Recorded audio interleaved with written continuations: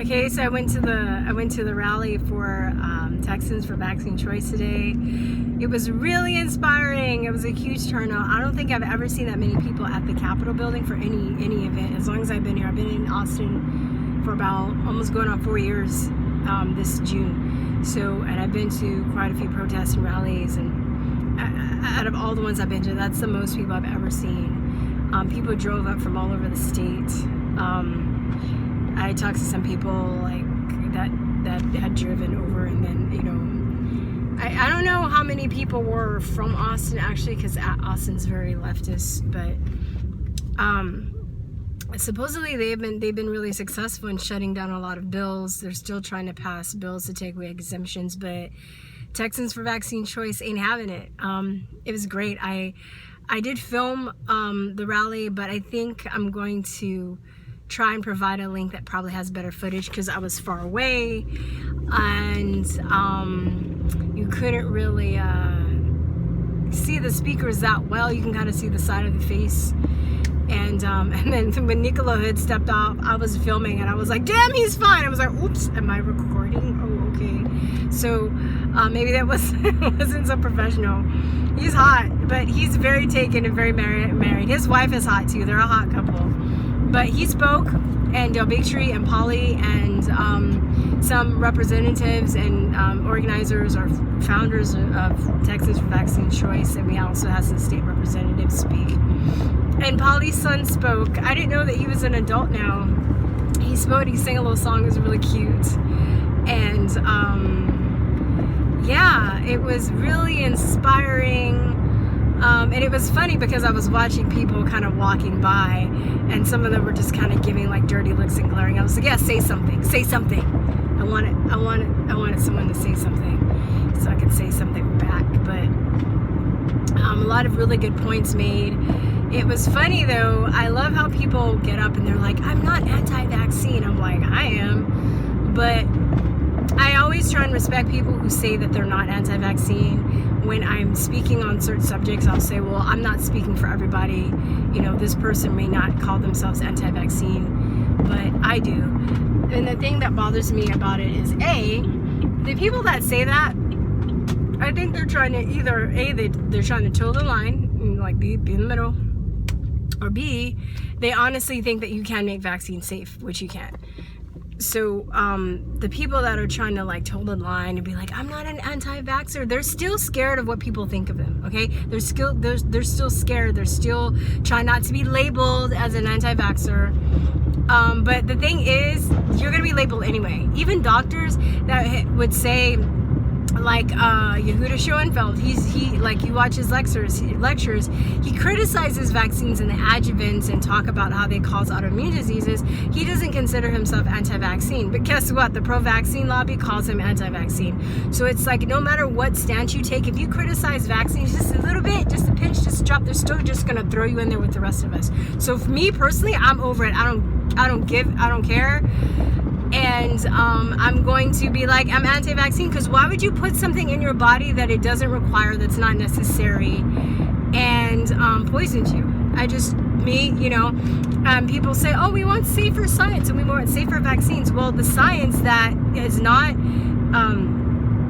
purchased by the pharmaceutical industry shows that they're clearly not safe and not effective. So personally, yeah, I'm an ex-Vancer, anti-vaxxer, never vaxxer, okay? How about that? I'm a never vaxxer. But, you know, there are people that still say that. I'm just like, okay, you know, whatever. I don't really see anything wrong with saying that you're an anti-vaxxer, as long as you have enough research behind you to let people why you feel that way. That's just me personally. I'm just over playing games. I'm done. I don't play nice with people. I'm not mean to people, but I'm just very direct, and I'm very like, you know, I just tell it like it is. I don't toe the line. I'm not trying to kiss anybody's butt. I'm not trying to make people like me. You know, my thing is, I'm just trying to inform people. And I hung out with one of my friends. I forgot how we met. We met before. We went to the CDC almost 3 years ago and protested outside. But we were friends before that. So I think we met on social media. I have to ask her how we met. But she's an awesome lady. and her cousin and her cousin's child's nurse came. We hung out for a little bit, and I'm sad that we didn't get to spend more time together because I had to go on my work break, so I was only there for like a couple of hours. And for the person that told me to come out, I'd already planned to come out. I'm so sorry. I didn't know what you look like, so I didn't know who to look for, and I was like, well, hope she comes up to me and says hi. So anyway, but yeah, I just it seems like it's a really impressive group. They're really motivated and really organized, and just, you know, they know what's up. They're very, very inspiring, and I really think that they're leading the nation, right? The way that as far as the anti-vaccine or ex-vaccine movement, or just rights, you know, inalienable rights. Texans for Vaccine Choice really is really making, you know, as they say, making moves. And it's so funny that what's his face? Oh, that jerk. What's his name? Peter Hotez. Oh, what a jerk, man. I want to take his bow tie off and throw it in his face.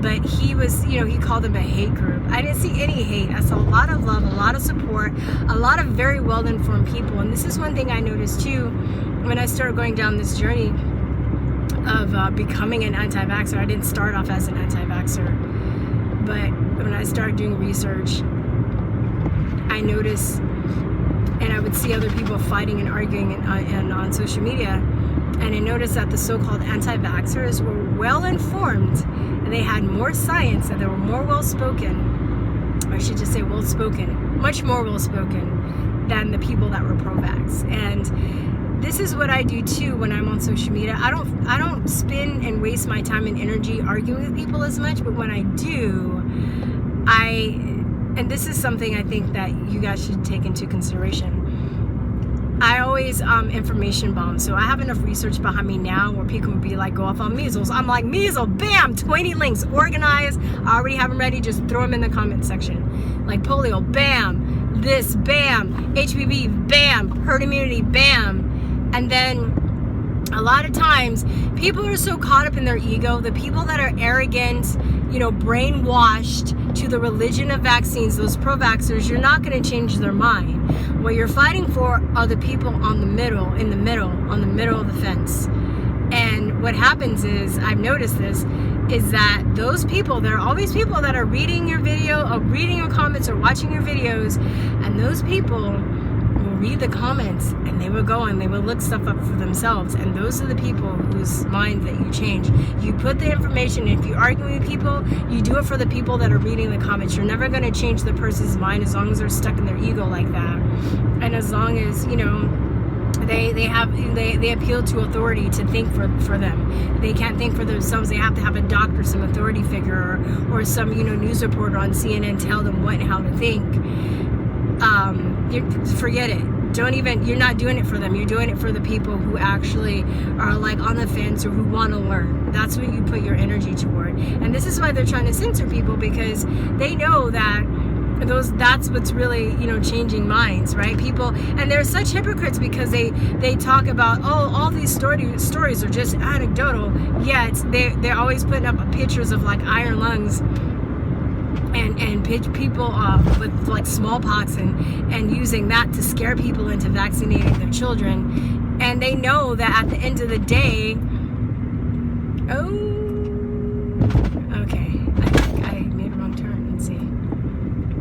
I got a U-turn. But they know at the end of the day that these people, human nature, we gravitate toward other people's stories, right? Even though we do have the science on our side too, we got it like that, we got the science on our side, but we also, you know, have the real anecdotal stories on our side. And it's very interesting. There's another jerk, his name is Orak of Science Based Medicine, and he was caught actually telling people to make up stories about their children that got diseases that didn't get vaccinated, right? Too. So he was usually what these people do, like they have these shills that kind of lead the pack, and then they have their own sheep that just follow the people that have the appeal to authority complex, that can't, think for themselves. They follow in that direction. So the guy that was like the quote unquote leader, he basically was telling people to lie and make up stories, as opposed to people that are telling real stories about their child that was, got a vaccine and died of SIDS, or became autistic, or became paralyzed, or actually got the disease that they were vaccinated for. So they were hypocrites, because they know the anecdotal stories really pull at people's heartstrings and really get people to think. Because when you see, actually, when another human being sees another human being that is in pain, or that is, something has happened to them, they connect with that faster than a study, right? So of course, and when you get into the science, the independent, vax versus unvaccinated studies show that the unvaccinated kids are way healthier. My personal observation and experience shows that the vaccinated kids are unhealthier. I mean, yeah, the vaccinated kids are unhealthier. The vaccinated kids are healthy. I've seen people with my own eyes. I've seen that from my personal experience. And that, these ingredients, when they're studied independently, they cause all kinds of problems, all kinds of brain damage, all kinds of autoimmune disorders. So, I mean, the information is out there. They're just pretending that it doesn't exist. So we got it like that. We got the anecdotes and we have the scientific evidence on our side. And that's why they're just haters, man. They're just butthurt and they're hating. They're hating because, they have to censor people. They have to, they said something at the rally, I hadn't heard this, I'm gonna have to look this up, that I think in Arizona, they actually called a SWAT team, a crazy social worker called the SWAT team on a parents because their child had a fever and they didn't vaccinate them. This is crazy, okay? So, I was telling somebody else today too, that you guys have to be very, very, very informed, okay? You have to learn as much as you can. I know it's kind of overwhelming, but the more you research, the easier it gets, and people won't be able to shake you. Okay, when I first started on this journey, I got talked into having bullied into having a tetanus shot, because I didn't really know. I was like, maybe they're not all bad, or maybe, I wasn't confident in myself enough. And after that, I was just like, you know what? I'm going to be as informed as I can. That's never going to happen to me again. So that's why I'm always on it for, I'm always, I was bullied too because I was hurt and I was in a foreign country. I didn't know the language, and it was traumatizing, but I'm just like, never again. I'm going to become as informed as I can. I'm never going to stop. And I'm going to try and inform as many other people as I can. And some people have listened to me, and some people think I'm completely nuts. But you know what? That's okay, because... Is that the tool? Okay. That's okay, because knowing what I know now, because I know so much, I feel like I have an obligation to tell people what I know. If it's not, it's wasted. And if I tell them what I know and they still choose to vaccinate, that's fine. The onus is on them. I don't have the guilt anymore. I've also had to learn to let that go, because one thing I don't want to do though is tell people, or people get vaccinated, their children vaccinated, or they get vaccinated and they get injured, or someone they love becomes injured, and then they say, but I don't want to be like, oh well, I didn't want to tell you because I don't want you to think that I was weird. I'd rather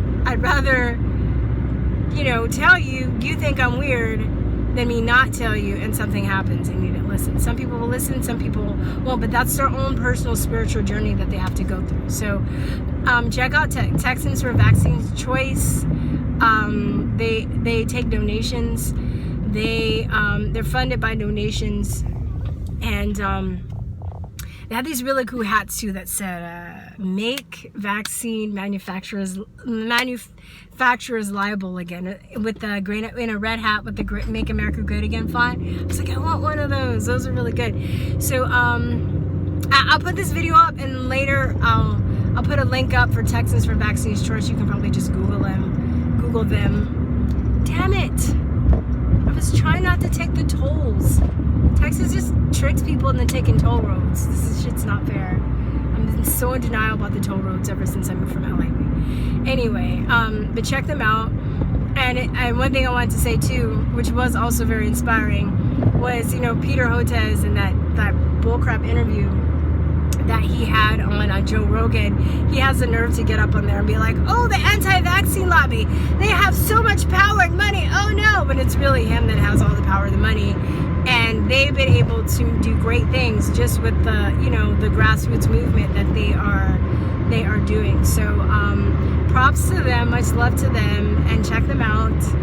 And yeah, guys, peace, truth, love, bye. Mwah.